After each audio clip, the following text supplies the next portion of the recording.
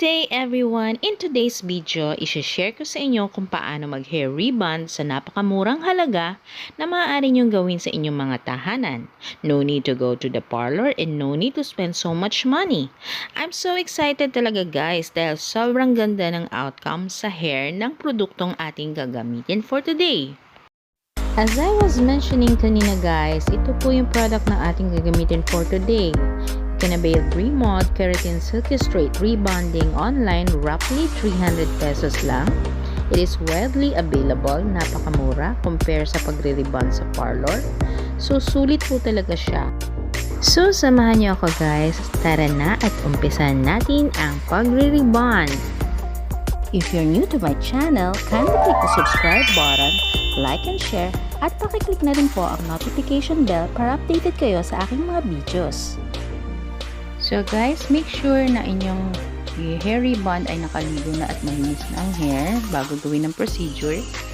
Secondly, kailangan natin i-assess kung anong klaseng hair meron siya. Kung ito ba ay normal hair, damaged hair.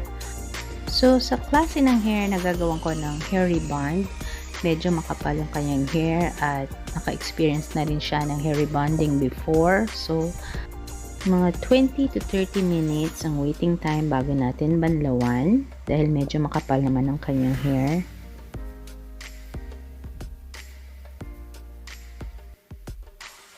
So let's say na ang ating kliyente ay meron siyang damaged hair. So yung waiting time bago natin i-rinse, i-lessen natin.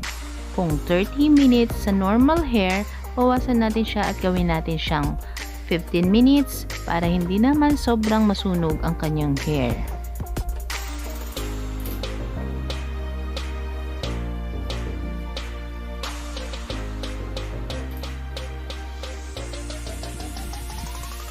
So, marami guys ang nagtatanong about the lasting duration ng rebond sa hair.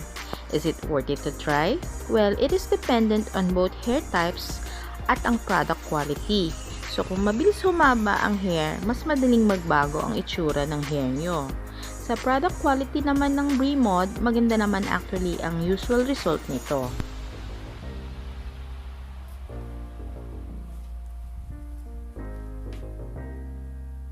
First na dapat nating i-apply sa hair ay ang ating Bremod number 1. Basically, ang ginagawa niya sa hair ay actually removing kinky, frizz, and tangled hair, making it smooth, silky, and straight hair.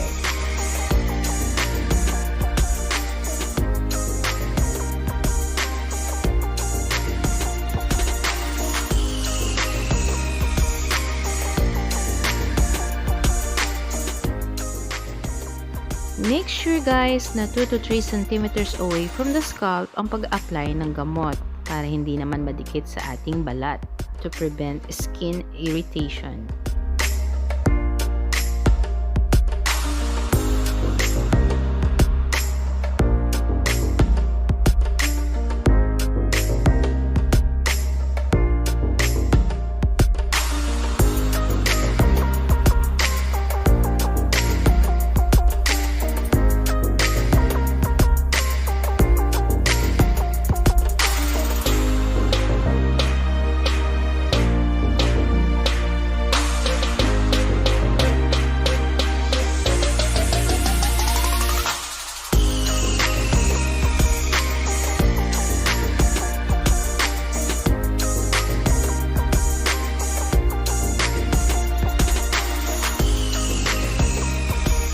Now na well-coated na ang hair ng ating client with the cream, let's leave it for 30 minutes bago natin i-rinse.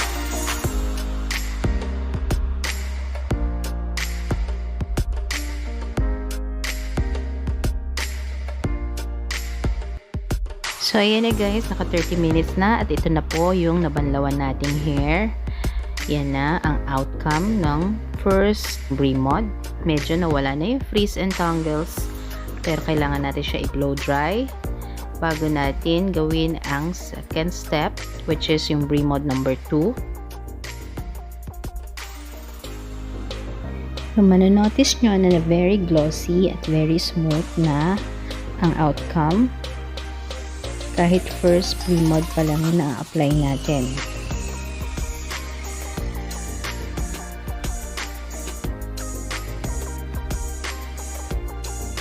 Matapos natin siyang i-hair blower at kapag tuyo na yung hair, i-iron na natin siya or paplansyahin.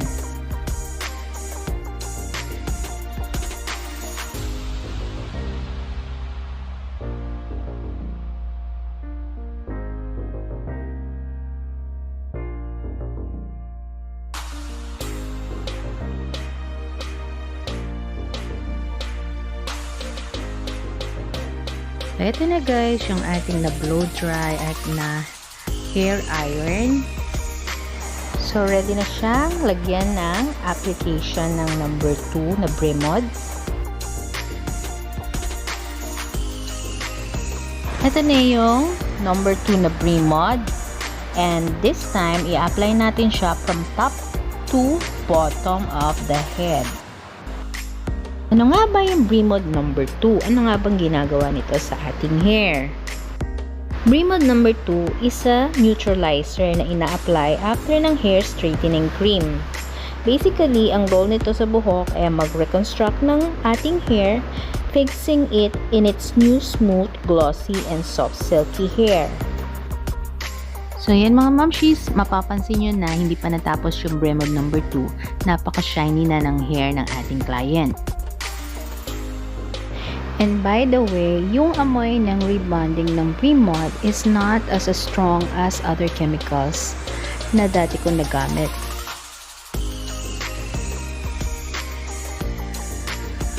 Matapos nating mai-apply yung number 2, kailangan natin ulit siyang i-blow dry. And after this, last natin siyang i-hair iron para straight na straight yung hair.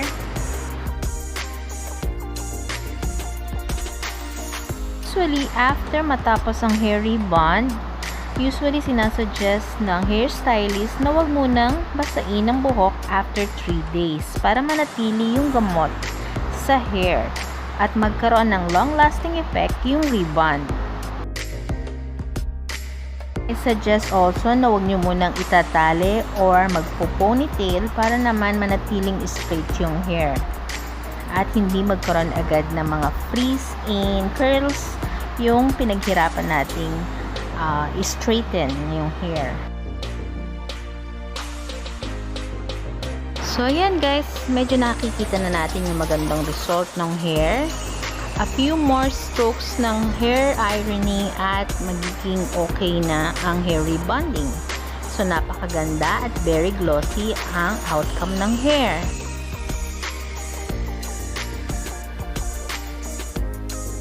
So, ayan guys, maganda yung naging outcome. And, pwede nyo pong i-try at sundin ang instructions sa video na ito para ma-achieve nyo yung ganyang kagandang hair.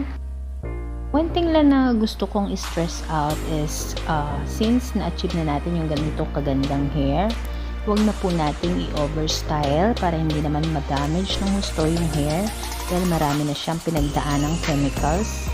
So, pangalagaan na lang po natin muna ito at enjoy. Thanks for watching. Until my next video. Goodbye!